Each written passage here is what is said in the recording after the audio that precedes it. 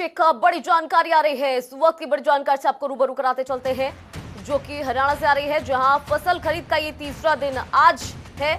और यहां आपको ये जानकारी दे दें कि तीसरे दिन भी मंडियों में चहल पहल नहीं दिख रही है। 1 अप्रैल से फसलों की खरीद शुरू हो चुकी है, चहल पहल नहीं दिख रही है। सरकार ने 81 टन खरीद का यहाँ लक्ष्य तय किया गया है। हालांकि पिछली बार की अगर बात करें तो पिछली बार ये लक्ष्य 77 लाख टन का था। हरियाणा में फसल खरीद का ये तीसरा दिन है आज, लेकिन लगातार तीसरे दिन भी यहाँ चहल पहल नहीं देखने को मिल रही है मंडियों में। फिलहाल आपको बता दें कि 1 अप्रैल से मंडियों में फसलों की खरीद शुरू हो चुकी है, लेकिन यहाँ किसान नहीं पहुंच पा रहे हैं। कई जगह जो व्यवस्था है वो भी दुरुस्त नहीं देखने को मिली है। बता दें कि हरियाणा में फसल खरीद का ही तीसरा दिन है आज, लेकिन लगातार जो खबरें निकलकर सामने आ रही है, मंडियों में किसान नहीं पहुंच रहे हैं। तीसरे दिन भी मंडियों में कोई चहल पहल देखने को नहीं मिल रही है। 1 अप्रैल से फसल खरीद शुरू हो चुकी है। सरकार ने दावा किया था कि तमाम जो व्यवस्थाएं हैं फसल खरीद से पहले 1 अप्रैल से पहले वो पूरी कर ली गई है, लेकिन कई जगह से तस्वीरें कुछ उलट ही आ रही हैं। कई जगह व्यवस्थाओं में खामियां को मिली। इसके अलावा आपको ये जानकारी भी देते कि मंडियों में किसान भी नहीं पहुंच रहे हैं। पहले दिन 6000 से ऊपर किसानों को मैसेज करके फसल खरीद के लिए मंडियों में बुलाया गया था, लेकिन किसान नहीं पहुंच रहे हैं। कई जगह से ऐसी खबरें भी आई हैं कि जो खरीद एजेंसी है वो भी वहां नहीं देखने को मिल रही है। व्यवस्थाएं पूरी तरीके से नहीं की गई है। ऐसे में तीसरे दिन भी मंडियों में सन्नाटा ही दिख रहा है, चहल पहल देखने को नहीं मिल रही है। इक्का दुक्का किसान जरूर आ रहे हैं। सरकार ने 81 टन खरीद का इस बार लक्ष्य रखा है। सरकार का कहना है कि एक एक दाना फसल का खरीदा जाएगा। पिछली बार 77 टन की खरीद हुई थी, तो इस बार इस लक्ष्य को बढ़ाया गया है। लेकिन जो खबरें आ रही हैं उसके अनुसार आपको जानकारी दे दें कि मंडियों में चहल पहल नहीं दिख रही है। आज तीसरा दिन है फसल खरीद का।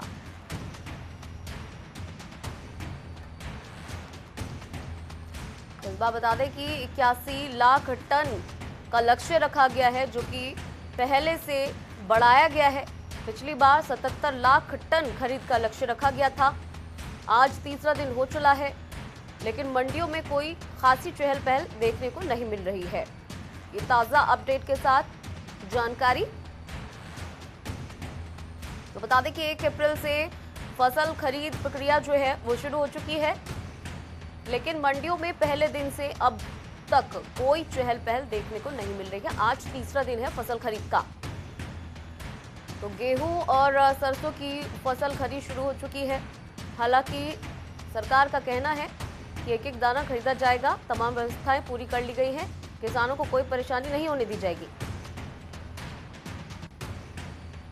नारनौल से हमारे संवाददाता जोगेंद्र हमारे साथ जुड़ गए। क्या कुछ अपडेट है जोगेंद्र?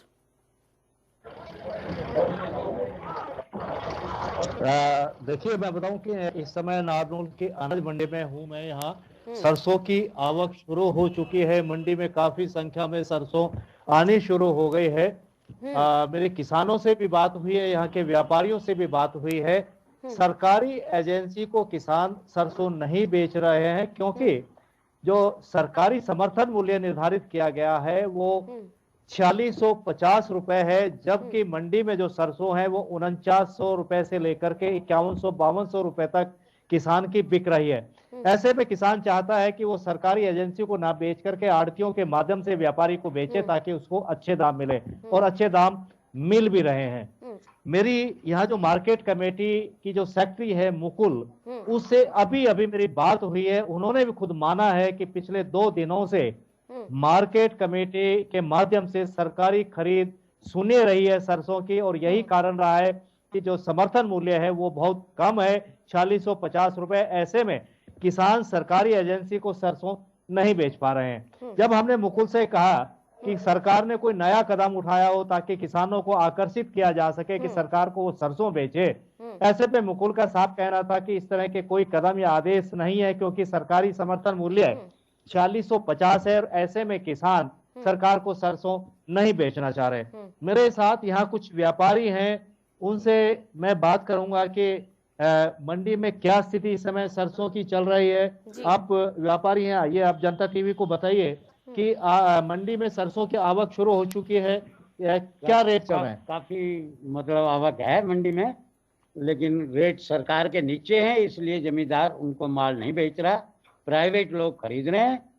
क्या रेट है प्राइवेट और सरकार की क्या 5,000 से 5200 रुपए तक के हैं प्राइवेट। गवर्नमेंट के भाव जो है वो 450 रुपए के हैं, इसलिए नहीं मतलब जमींदारों को माल किसान से नहीं खरीदा जा रहा। और भी एक व्यापारी है, उनसे हम बात करते हैं। सरसों की खरीद हो चुकी है, किस तरह की तैयारियां और किसान किनको बेचकर खुश है? किसान आज फिलहाल कमीशन एजेंट को माल बेच के खुश है। गवर्नमेंट को माल गवर्नमेंट के भाव नीचे हैं और बाजार में भाव 49 से लेकर 52 तक पैसे मिल रहे हैं गवर्नमेंट जमींदार को। तो इसलिए बाजार भाव गवर्नमेंट का कम है। ये मेरे साथ व्यापारी थे, इनका साफ कहना है कि जो गवर्नमेंट की जो खरीद है वो इस कारण से नहीं हो पा रही कि समर्थन मूल्य किसानों को इस बार काफी कम मिल रहा है। दूसरा, एक मार्केट की बात की मैं आपको बता दूं कि सरसों का जो तेल था वो 80 रुपए से 150 रुपए जा चुका है, यानी कि सरसों के दाम मार्केट में बढ़ने का भी एक कारण माना जा रहा है। सरसों के तेल की जो कीमतें हैं वो आसमान छूने लगी हैं। इस कारण से जो मिल के जो परचेजक हैं, जो तेल मिल संचालक हैं, वो सरसों की खरीद में लगे हुए हैं और वो मार्केट से अधिक मात्रा में सरसों खरीदना चाहते हैं। यही कारण है कि सरसों के जो रेट हैं वो काफी मार्केट में ऊंचे हो चुके हैं। मंडी के जो प्रधान हैं ब्रजमोहन, उनसे मैं बात करूंगा। जो अनाज मंडी के जो प्रधान हैं ब्रजमोहन, वो मेरे साथ हैं। ब्रजमोहन जी, आप मंडी के प्रधान हैं, सरसों की आवक शुरू हो चुकी है, ऐसे में बताएंगे क्या स्थिति है? गवर्नमेंट के रेट से ओपन मार्केट में रेट काफी ऊंचा है। गवर्नमेंट का रेट 4650 रुपए है, ओपन मार्केट में रेट 5000 से 5200 रुपए। इसलिए हर काश्तकार, हर जमींदार ये चाहता है कि मेरा माल ऊंचे से ऊंचे भाव में बिके। यहाँ बोली पे सब माल बिकता है, एक एक ढेरी की ऑक्शन होकर सारा माल बिकता है। 5000 से 5100 5150 रुपए तक का माल बिक रहा है। इसलिए काश्तकार मंडी में माल बेच के खुश है। सबका काम बढ़िया तरीके से चल रहा है।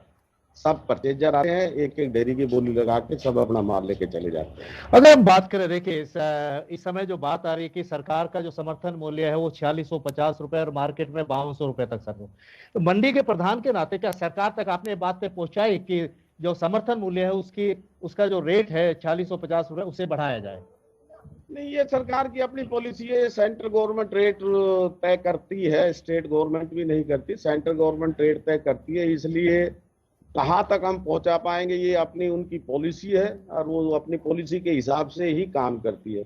हमें तो माल बेचना होता है, चाहे प्राइवेट में बिके चाहे सरकार को बिके। हम अपना काम पूरे रूप से करते हैं, पूरी मेहनत से। दूसरी एक समस्या और भी आई है किसानों से। जब मेरी बात यहाँ चल रही थी मंडी में, किसानों का कहना था कि वो जब राजस्थान बॉर्डर के साथ, उनके गांव हैं बॉर्डर के साथ लगते हुए हैं, वो है हरियाणा के, लेकिन जब नारनौल की मंडी में वो अपनी फसल लेकर आ रहे हैं तो पुलिस ने नाके लगाए हैं। नाके इस कारण से लगाए गए हैं ताकि राजस्थान का व्यापारी या किसान हरियाणा में आकर के सरसों ना बेच सके। उनको भी दिक्कतों का सामना करना पड़ रहा। क्या ये किसानों की आवाज एक प्रधान के नाते आपने जिला प्रशासन के सामने उठाई है? नहीं, पहले हमने एक बार डिप्टी कमिश्नर महोदय से बात हुई थी। उनको कहा था कि भाई गवर्नमेंट को रेट पे, जो गवर्नमेंट के रेट है उस रेट पे गवर्नमेंट को सरसों नहीं मिलेगी।